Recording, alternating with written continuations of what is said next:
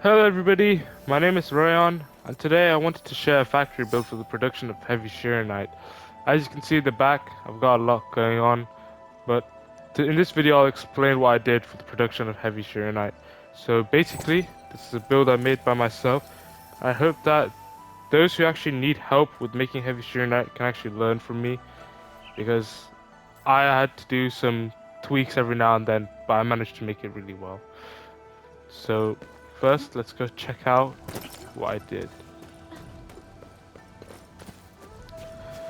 So, so upon entering the build, it looks like there's a lot going on when you take it from the bird's eye view from it.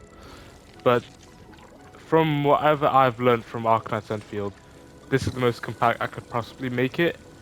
And it looks like it's a lot with all these pipes and like these different you know, machinery everywhere. But in reality, it isn't.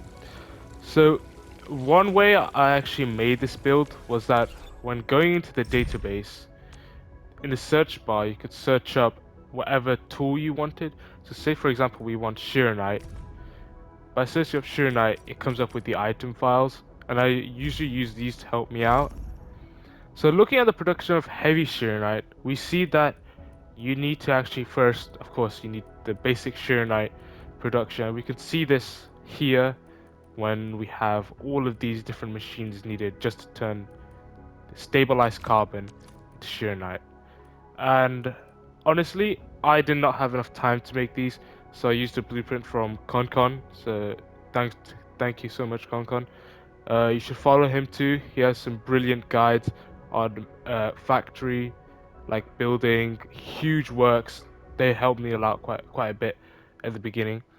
But anyways, as we can see here, we need Xiranite, and we also need something called Shircon effluent mixed together in a Forge of the Sky to make heavy Xiranite.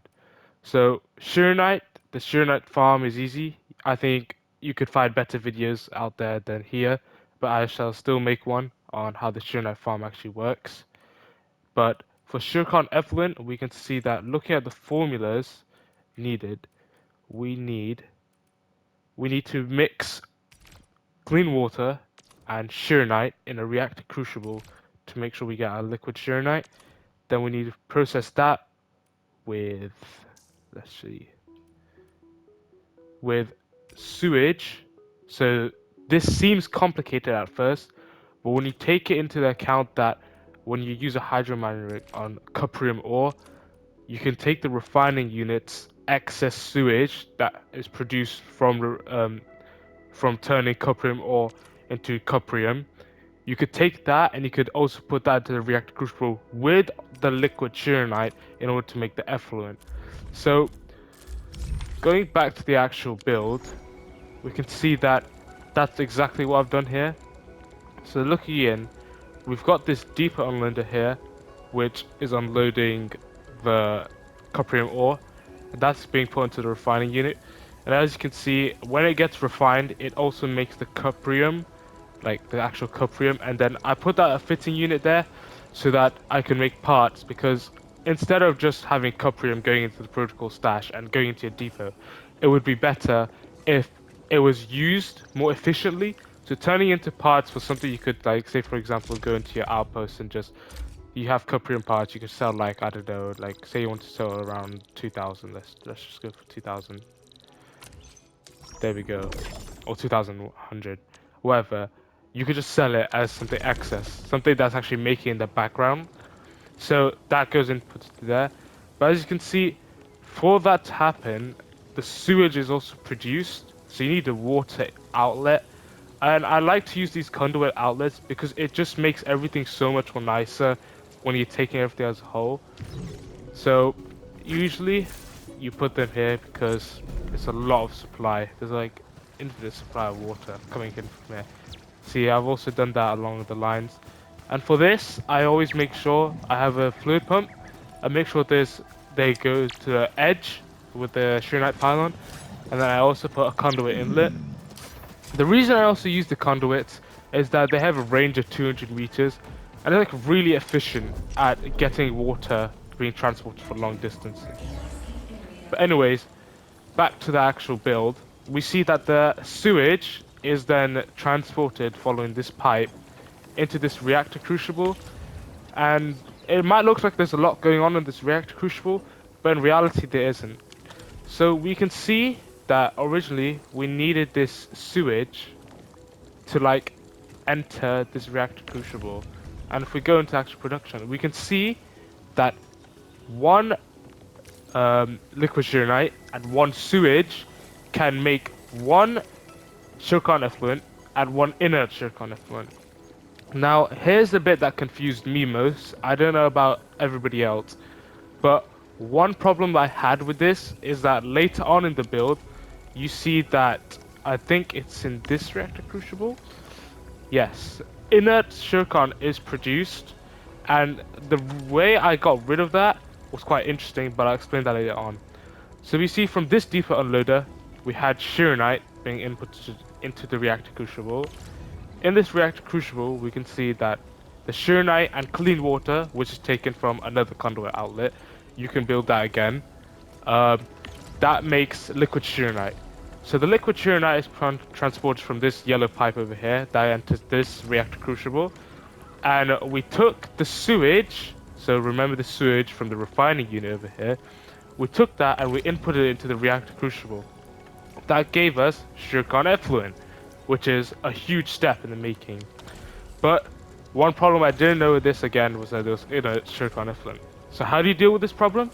That's quite simple. So I've put the inert zircon effluent coming from this orange pipe over here. We see that this orange pipe then always leads to this purification unit over here.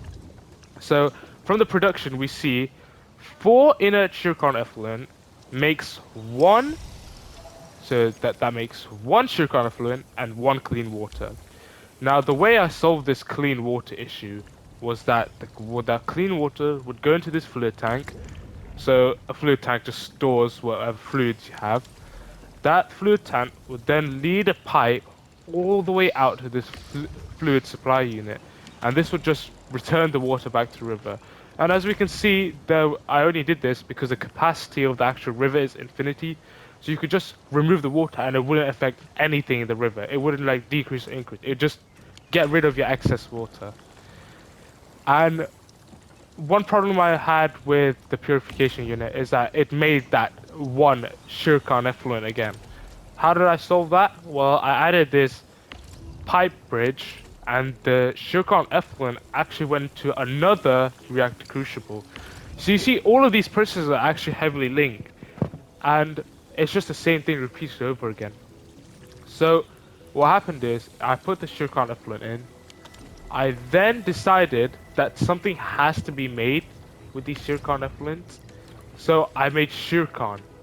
Now, for zircon to be produced, you need, let's check it. Zircon, let's see.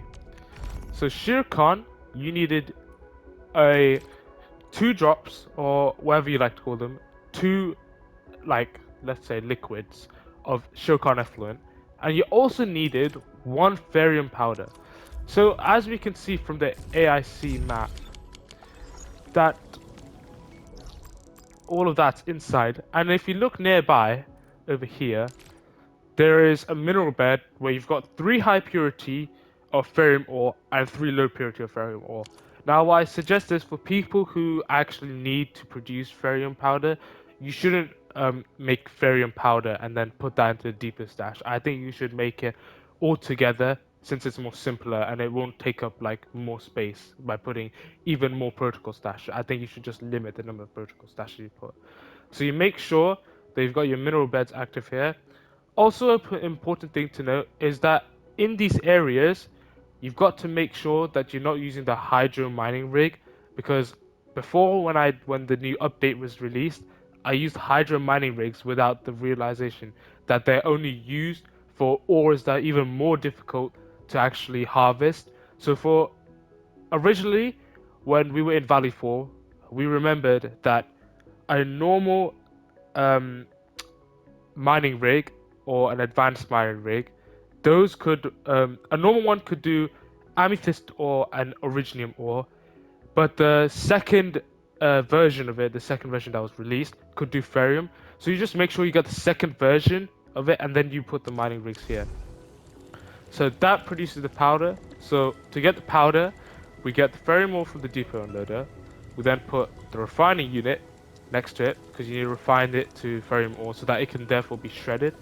The shredding machine then feeds into the reactor crucible, where you got the formula. Let's see, yeah, here at the bottom left, where you got your sugarcane being produced.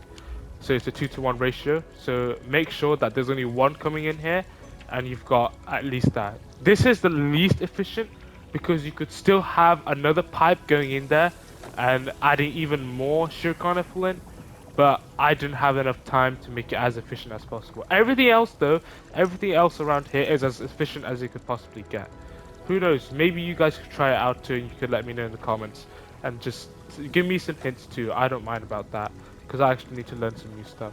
So when that produced, you've got some sugarcane being made, and the sugarcane then goes to the protocol stash.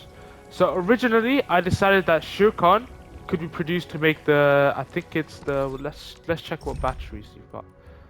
Item files, AIC products. Yeah, SC Wuling batteries. So these are the heavy ones.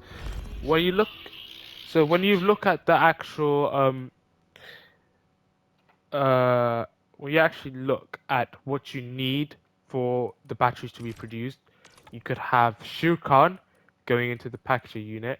So the sugarcane was just made because I had excess effluent, and you could take the dense originium powder, and then you could just make that into the packaging unit. I'll make a video later on about the SC Wuling batteries. It's just I have my exam period currently, so I can't produce that many videos in a week.